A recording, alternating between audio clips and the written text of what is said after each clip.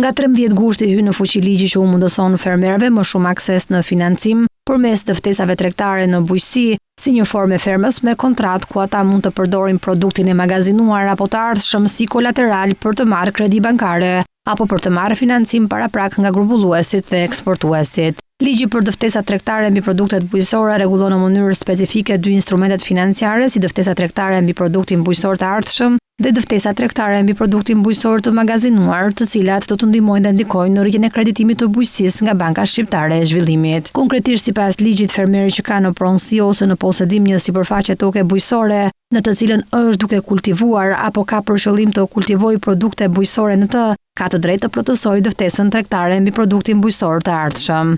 Aplikimi për ftesën tregtare mbi produktin bujqësor të ardhshëm si dhe për produktin bujqësor të magazinuar bëhet online nëpërmjet portalit Jellbenja. Interesi i financimit të dhënë nuk mund të kalojë normën mesatare efektive mujore të interesit të kredive bankare të muajit paraardhës të publikuar nga Banka e Shqipërisë. Ftesa tregtare gjenerohet automatikisht nëpërmjet portalit Jellbenja dhe përbën titull ekzekutiv. Vërtetimi për regjistrimin e ftesës lëshohet automatikisht me vulën elektronike të ministrisë. Ftesa tregtare mbi produktin bujqësor ka si kolateral vetë produktet bujqësore të përcaktuara në objektin e saj. Debitori është përgjegjës për cilësinë e produkteve bujqësore të kultivuara, të cilat janë kolaterali të ftesës tregtare mbi produktin bujqësor të ardhshëm. Në rast mos përmbushje të detyrimit me kolateralin e përcaktuar në ftesë, debitori me pëlqimin e kreditorit përdor një pasuri tjetër për përmbushjen e këtij detyrimi. Vendimi parashikon ngritjen e regjistrit elektronik të ftesave tregtare mbi produktet bujqësore, i cili do të funksionojë si pjesë e sistemit elektronik të shërbimeve të ministrisë. Të dhënat në këtë regjistër